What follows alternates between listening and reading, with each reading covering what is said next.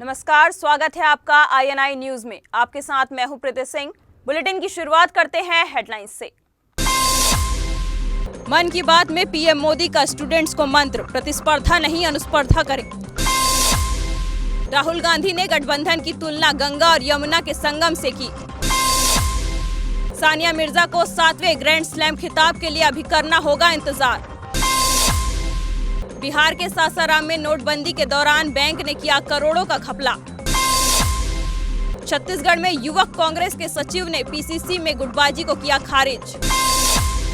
झारखंड के लोहरदगा में रेल परियोजना के साइट इंजीनियर से मांगी 10 लाख की लेवी, न देने पर दी जान से मारने की धमकी। अब खबरें विस्तार से। प्रधानमंत्री नरेंद्र मोदी ने रेडियो पर मन की बात के माध्यम से देश को संबोधित किया। मन की बात कार्यक्रम का यह 28वां प्रसारण था। इस मौके पर पीएम ने बोर्ड परीक्षाओं की तैयारी में लगे छात्र छात्राओं को सलाह दी। पीएम ने कहा कि परीक्षा को जीवन मरण का सवाल मत बनाइए, ये परीक्षा आपकी सफलता का पैमाना नहीं है। उन्होंने कहा कि आज के दौर में शिक्षा के सामने जो सबसे बड़ी चुनौती देख पाता हूँ वो यह कि शिक्षा परीक्षा केंद्रित होकर रह गई है। पीएम ने बच्चों के अभिभावकों से कहा कि वो भी बच्चों की परीक्षा के दिनों को उत्सव के साथ मनाएं। शहीदों के प्रति श्रद्धा भी अभिव्यक्त होती है। हमारे देश में सेना के प्रति, सुरक्षा बलों के प्रति एक सहज आदर भाव प्रकट होता रहता है। इस गणतंत्र दिवस की पूर्व संध्या पर विभिन्न वीरता पुरस्कारों से जो वीर जवान सम्मानित हुए, उनको, उनके परिवारजनों को मैं बधाई देता हूँ। इन पुरस्कारों में कीर्ति चक्र, शौर्य चक्र, परम विशिष्ट सेवा मेडल, विशिष्ट सेवा मेडल, अनेक श्रेणियां हैं। मैं खास करके नौजवानों से आग्रह करना चाहता हूँ। आप सोशल मीडिया में बहुत एक्टिव हैं। आप एक काम कर सकते हैं, इस बार जिन जिन वीरों को ये सम्मान मिला है, आप नेट पर खोजिए, उनके संबंध में 2 अच्छे शब्द लिखिए और अपने साथियों में उसको पहुंचाइए। जब उनके साहस की, वीरता की, पराक्रम की बात को गहराई से जानते हैं तो हमें आश्चर्य भी होता है, गर्व भी होता है, प्रेरणा भी मिलती है। एक तरफ हम सब 26 जनवरी के उमंग और उत्साह की खबरों से आनंदित थे, तो उसी समय कश्मीर में हमारे जो सेना के जवान देश की रक्षा में डटे हुए हैं, वे हिमस्खलन के कारण वीर गति को प्राप्त हुए। मैं इन सभी वीर जवानों को आदरपूर्वक श्रद्धांजलि देता हूँ। सेवा मेडल, अनेक श्रेणियां हैं। मैं खास करके नौजवानों से आग्रह करना चाहता हूँ। आप सोशल मीडिया में बहुत एक्टिव हैं। आप एक काम कर सकते हैं, इस बार जिन जिन वीरों को ये सम्मान मिला है, आप नेट पर खोजिए, उनके संबंध में 2 अच्छे शब्द लिखिए और अपने साथियों में उसको पहुंचाइए। जब उनके साहस की, वीरता की, पराक्रम की बात को गहराई से जानते हैं तो हमें आश्चर्य भी होता है, गर्व भी होता है, प्रेरणा भी मिलती है। एक तरफ हम सब 26 जनवरी के उमंग और उत्साह की खबरों से आनंदित थे, तो उसी समय कश्मीर में हमारे जो सेना के जवान देश की रक्षा में डटे हुए हैं, वे हिमस्खलन के कारण वीर गति को प्राप्त हुए। मैं इन सभी वीर जवानों को आदरपूर्वक श्रद्धांजलि देता हूँ, नमन करता हूँ। एक खुशी का अवसर होना चाहिए। साल भर मेहनत की है, अब बताने का अवसर आया है। ऐसा उमंग उत्साह का ये पर्व होना चाहिए। बहुत कम लोग हैं जिनके लिए एग्जाम एक प्लेजर होती है, ज्यादातर लोगों के लिए एग्जाम एक प्रेशर होती है। निर्णय आपको करना है कि इसे आप प्लेजर मानेंगे कि प्रेशर मानेंगे। जो प्लेजर मानेगा वो पाएगा, जो प्रेशर मानेगा वो पछताएगा। और इसलिए मेरा मत है कि परीक्षा एक उत्सव है। परीक्षा को ऐसे लीजिए जैसे मानो एक त्योहार है। और जब त्योहार होता है, जब उत्सव होता है, तो हमारे भीतर जो सबसे बेस्ट होता है वही बाहर निकल करके आता है। समाज की भी ताकत की अनुभूति उत्सव के समय होती है। जो उत्तम से उत्तम है वो प्रकट होता है। सामान्य रूप से हमको लगता है कि हम लोग कितने इनडिसिप्लिन है, लेकिन जब 40-45 दिन चलने वाले कुंभ के मेलों की व्यवस्था देखें तो पता चलता है कि ये मेकशिफ्ट अरेंजमेंट और क्या डिसिप्लिन है लोगों में। ये उत्सव की ताकत है। एग्जाम में भी पूरे परिवार में, मित्रों के बीच, आस पड़ोस के बीच एक उत्सव का माहौल बनना चाहिए। आप देखिए ये प्रेशर प्लेजर में कन्वर्ट हो जाएगा। उत्सवपूर्ण वातावरण बोझ मुक्त बना देगा। और मैं इसमें माता पिता को ज्यादा आग्रह से कहता हूं कि आप इन 3-4 महीने एक उत्सव का वातावरण बनाइए। पूरा परिवार एक टीम के रूप में इस उत्सव को सफल करने के लिए अपनी अपनी भूमिका उत्साह से निभाएं। देखिए देखते ही देखते बदलाव आ जाएगा। हकीकत तो ये है कि कन्याकुमारी से कश्मीर तक और कच्छ से लेकर के कामरूप तक, अमरेली से लेकर के अरुणाचल प्रदेश तक, ये 3-4 महीने परीक्षा ही परीक्षाएं होती हैं। ये हम सब का दायित्व है कि हम हर वर्ष इन 3-4 महीनों को अपने अपने तरीके से, अपनी अपनी परंपरा को लेते हुए, अपने अपने परिवार के वातावरण को लेते हुए उत्सव में परिवर्तित करें। और इसलिए मैं तो आपसे कहूँगा, स्माइल मोर, स्कोर मोर। जितने ज़्यादा खुशी से इस समय को बिताओगे उतने ही ज़्यादा नंबर पाओगे। करके देखिए। गठबंधन के ऐलान के बाद आज कांग्रेस उपाध्यक्ष राहुल गांधी और यूपी के सीएम अखिलेश यादव एक मंच पर नजर आए। राहुल गांधी ने सपा और कांग्रेस के गठबंधन की तुलना गंगा और यमुना के संगम से की। अखिलेश यादव और राहुल गांधी ने बीजेपी पर जमकर हमला बोला। के बीच में एक गठबंधन हो रहा है।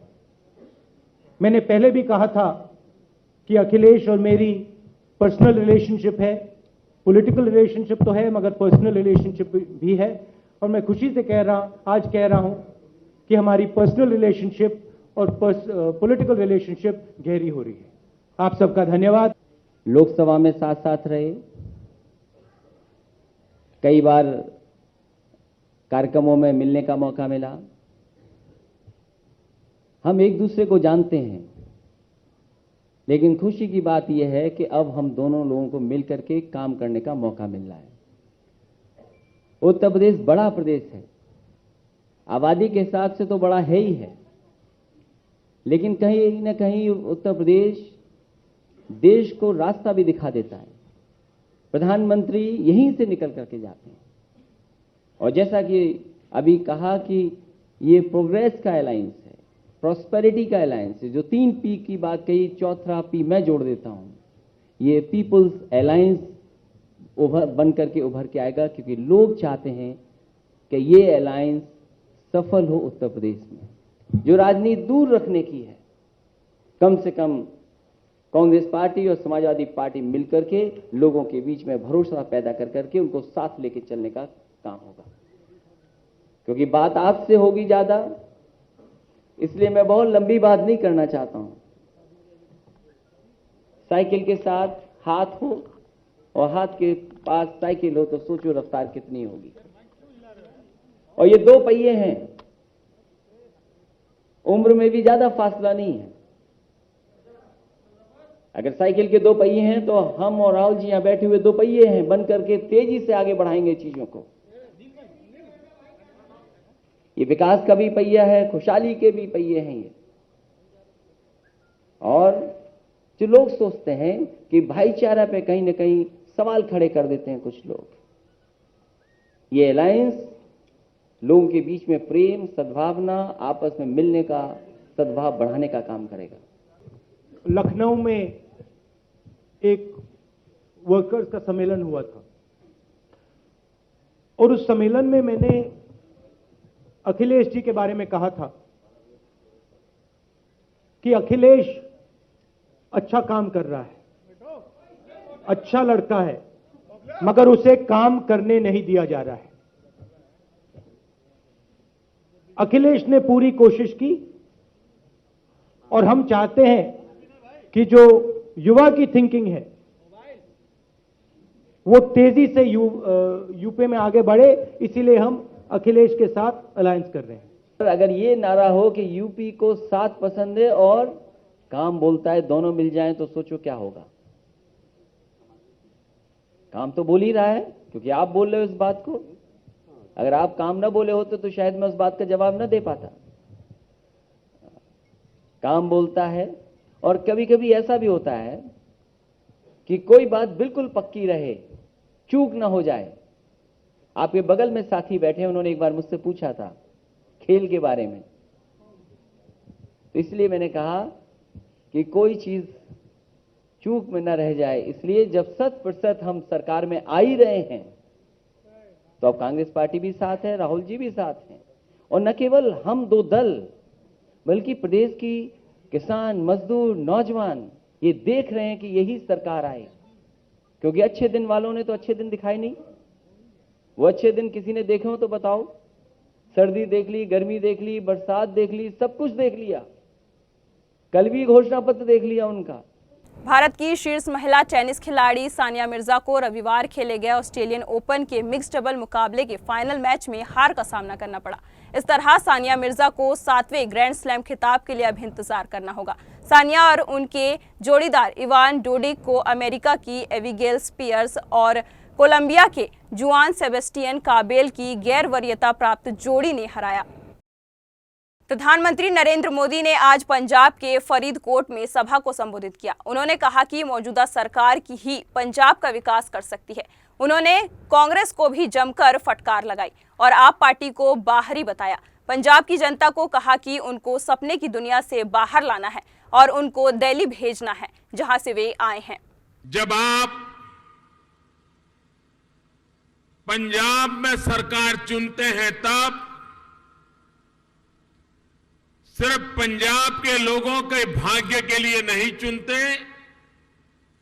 पंजाब में जब सरकार चुनी जाती है तो उसके साथ हिंदुस्तान का भी भाग्य जुड़ा हुआ होता है। ये सरहदी राज्य है। पाकिस्तान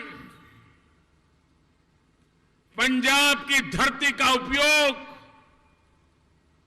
हिंदुस्तान को तबाह करने के लिए मौके की तलाश में रहता है। और अगर यहां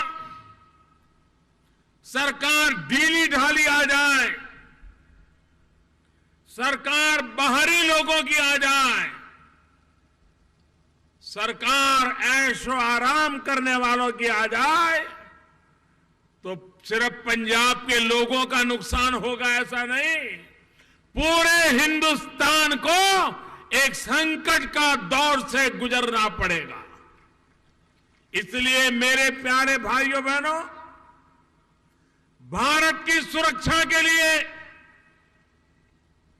भारत की सुरक्षा को कोई चोट न पहुंचे, इसलिए भी पंजाब में ऐसी सरकार चाहिए जो सरकार देश की सुरक्षा की भी गारंटी हो। सुखबीर जी से कहना चाहता हूं,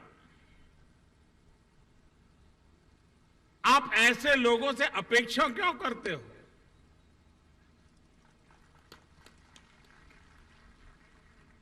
जो लोग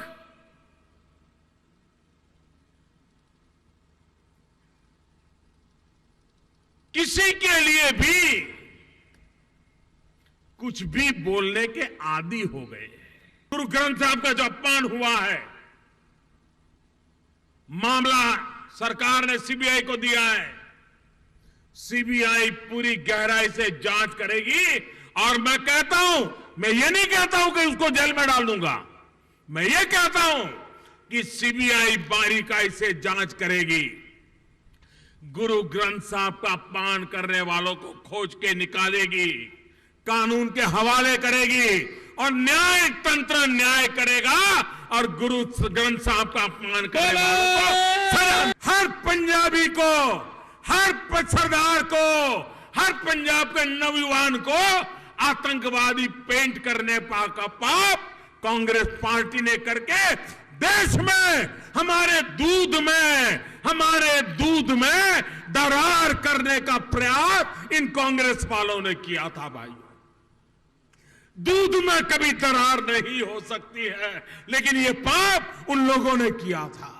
बिहार के मुख्यमंत्री श्री नीतीश कुमार रविवार को अपने 9वीं निश्चय यात्रा के दौरान गया जिला के प्रखंड आसम के सुग्गी के वार्ड संख्या 6 का दौरा किया। गांव में प्रवेश करते ही सर्वप्रथम मुख्यमंत्री ने घरों के अंदर जाकर 7 निश्चय यात्रा में शामिल हर घर में शौचालय, जल नल, बिजली कनेक्शन को देखा।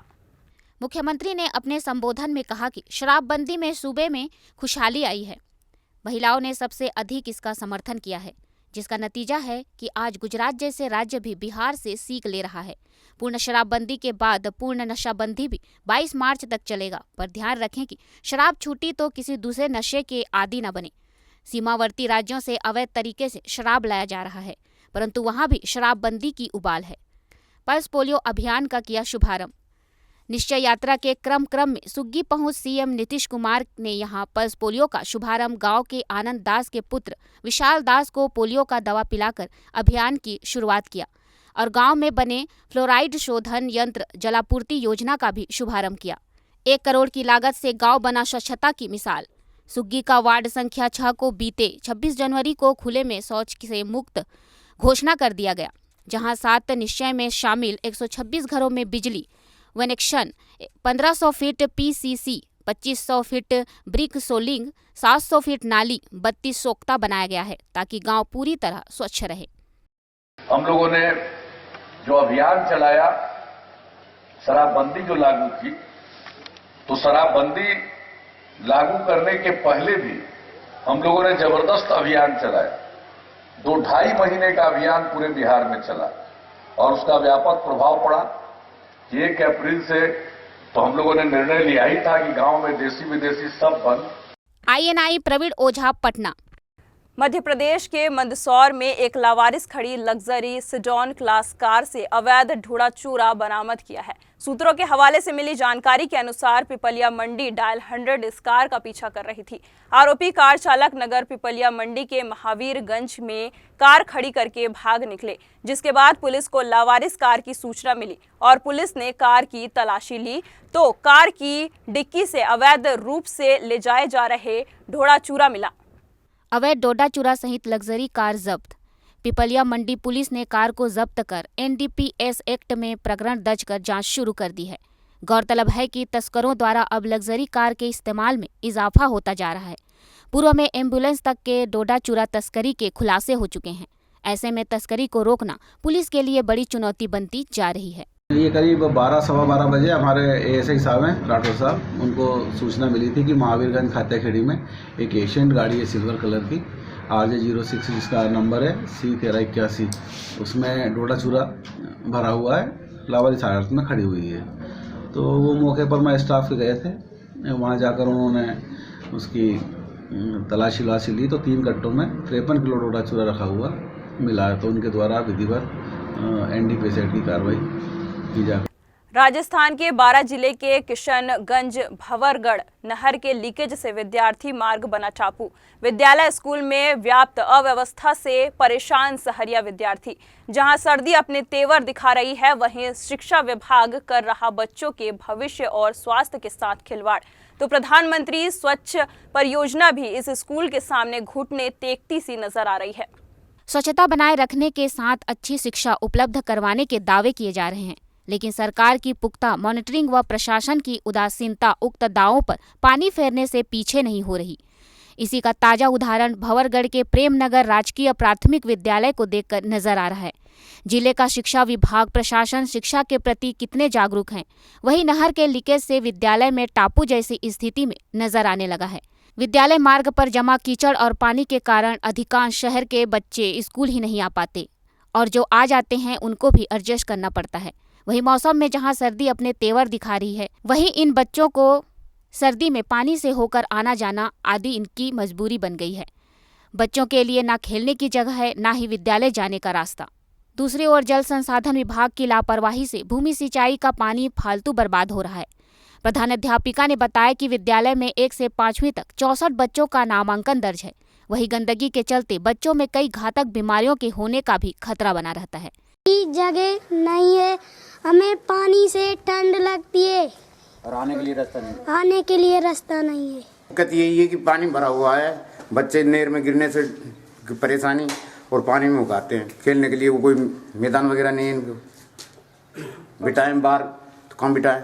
हमारे स्कूल में चौतरफ पानी भरा हुआ है, नहर का दौरा निकला हुआ है, उससे कोई सुनवाई नहीं हो रही है और पट्टियां पड़ी हुई है। बच्चों का अधिकतर गिरने का डर है। यहाँ से ज़्यादातर शहरिया बच्चे ही आते हैं और माँ बाप भी इस विद्यालय भेजने से डर लगता है। दोनों तरफ हमारे रास्ते बंद हैं। सरपंच साहब से थोड़ा बहुत पत्थर डलवाया, फिर भी रास्ता बंद हो गया है। डेहरी जिले के अकोढ़ी गोला प्रखंड के अंतर्गत नवाडीह मोड़ के समीप नहर से 2 युवकों की लाश मिलने से क्षेत्र में सनसनी फैल गई, जिसको लेकर ग्रामीणों द्वारा अवैध शराब कारोबारी पर हत्या करने का आरोप लगाया गया है तथा मुआवजे की मांग को लेकर राजपुर डेहरी मुख्य मार्ग में टायर जलाकर रास्ता जाम कर दिया गया। मृतक गोरख अंसारी और आनंदी पासवान दोनों के परिजनों का कहना है कि कल रात 9 से 10 बजे जब वे खलिहान में सो रहे थे, तभी 2 लड़कों को बुलाकर ले जाया गया और उनकी हत्या कर दी गई। परिजनों का कहना है कि रंजन नाम का आदमी जो शराब का अवैध कारोबार करता है, अपनी गाड़ी से आया और बुला कर ले गया। सुबह के समय हमें पता चला कि नहर के पास दोनों की लाश पड़ी है और वहीं रंजन का मोटरसाइकिल भी पड़ा है, जिसे बाद में रंजन लेकर चला गया।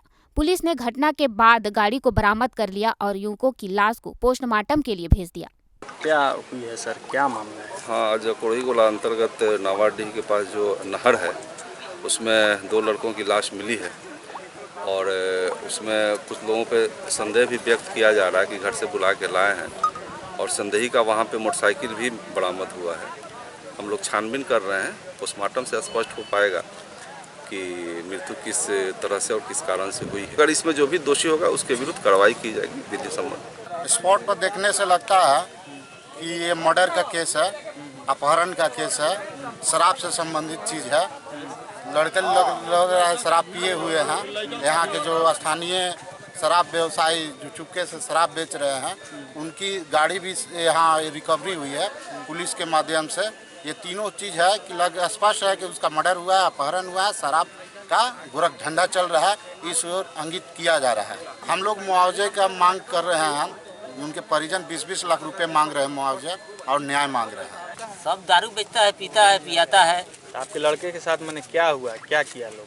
मर्डर कर दिया, लिया ला के काली में तो खरियान में सुतल लड़का के हमारा जगह के लाइल पाएंगे। कितने बजे ले गया था? कम से कम 9-10 बजे रात को। तो कैसे आप लोग को पता चला कि उसका मर्डर हो गया? भोर में आई तो खबर भोर में तो खबर भइल कि मर्डर भइल बता लड़का।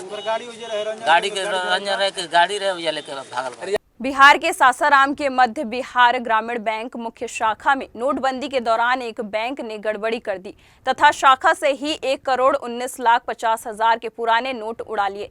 रीजनल मैनेजर रविंद्रनाथ त्रिपाठी ने मामले में सासाराम के मॉडल थाना में एक केस दर्ज कराया है, जिसमें बैंक के शाखा प्रबंधक अशोक कुमार सिंह सहित 6 बैंक कर्मियों पर गबन तथा गड़बड़ी का केस दर्ज कराया है। गौरतलब है कि जिला के विभिन्न प्रखंडों के मध्य बिहार ग्रामीण बैंक के 18 शाखाओं से यहां के मुख्य शाखा में पुराने नोट आकर रखे हुए थे, जिसे रिजर्व बैंक को जाना था, लेकिन आरबीआई भेजने से पूर्व मिलान किया गया तो 1,19,50,000 रुपए कम पाए गए।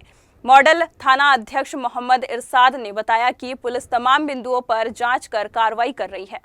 क्षेत्रीय प्रबंधक हैं रविन्द्रनाथ त्रिवेदी जी, वो आवेदन दिए हैं कि मध्य बिहार ग्रामीण बैंक के कर्मचारी 6 लोग को अभियुक्त बनाए हैं। उनके द्वारा कुल 1,19,50,000 का पुराने नोट का पैसा भी लोगों द्वारा जो जमा करने के लिए दिया गया था, जमा नहीं किया। इसी के संबंध में FIR जांच किया जा रहा है।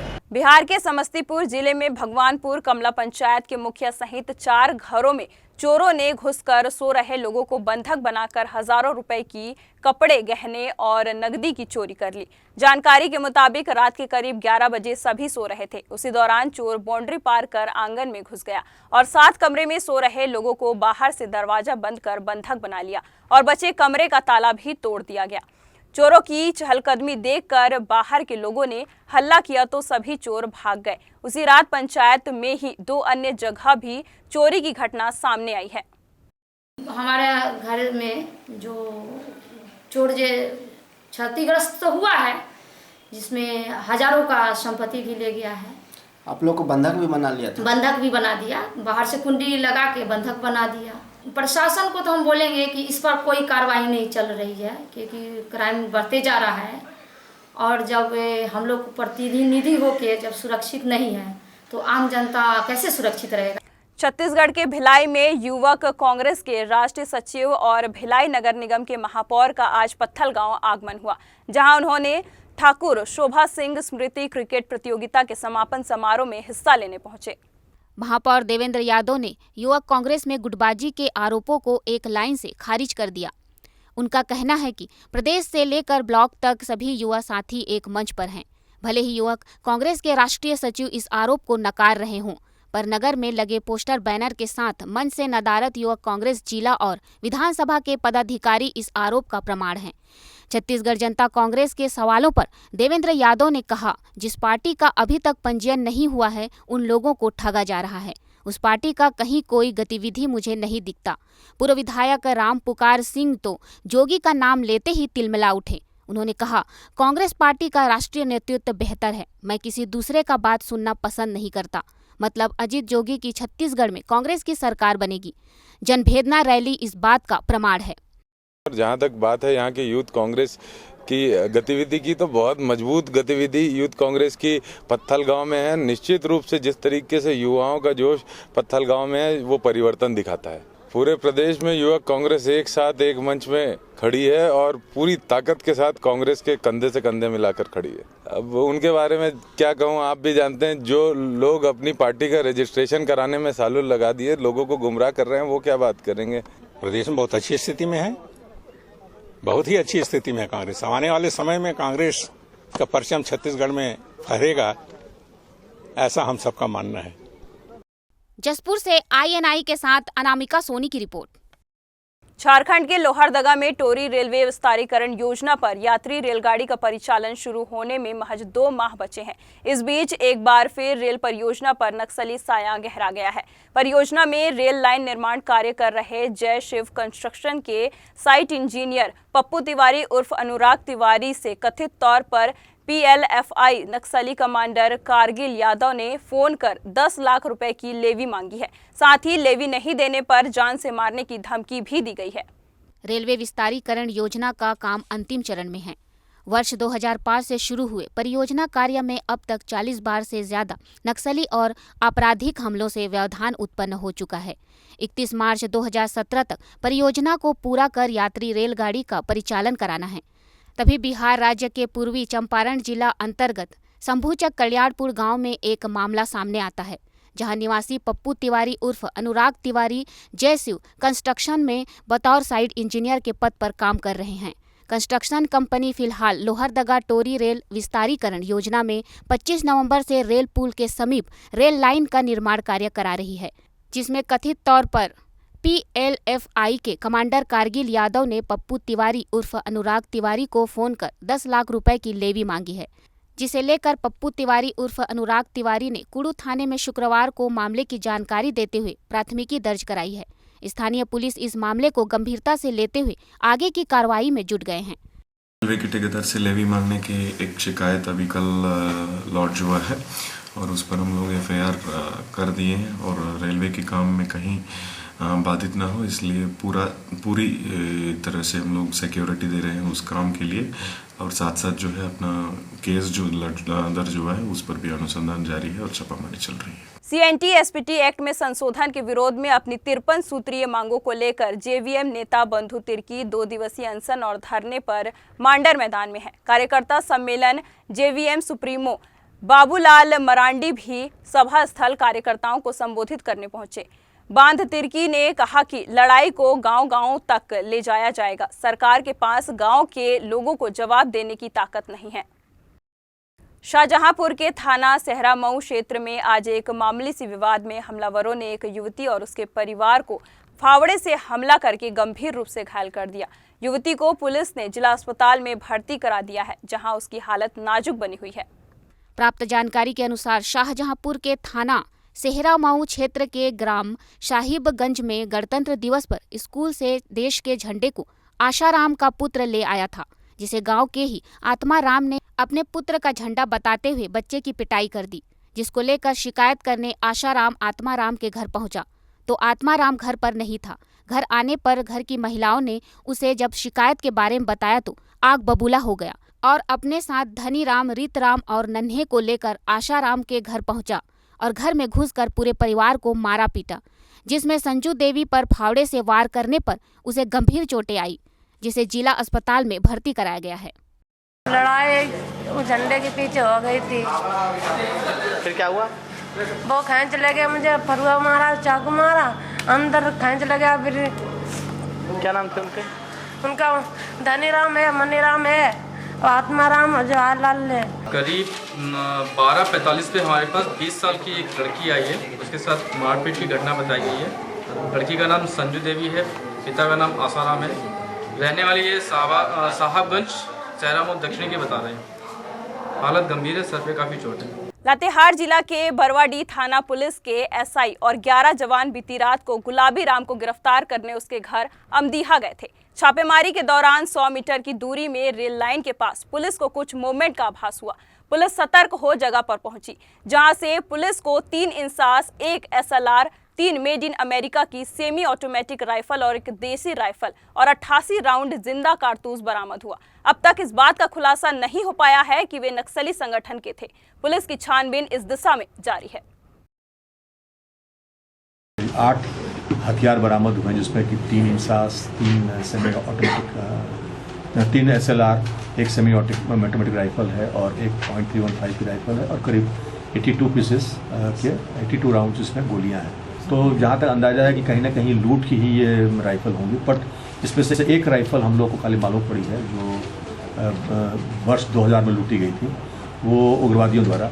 उसमें एक राइफल आइडेंटिफाई हो चुकी है कि वो वही राइफल। बाकी जो राइफल है उसके बारे में हम लोग आर्सेनल नंबर और इसके जो वेपन का नंबर होते हैं उसको हम लोगों ने मैसेज देकर ये मालूम करने की कोशिश कर रहे हैं कि हथियार कहाँ से लूटे गए थे और किस यूनिट या किस फोर्स के थे।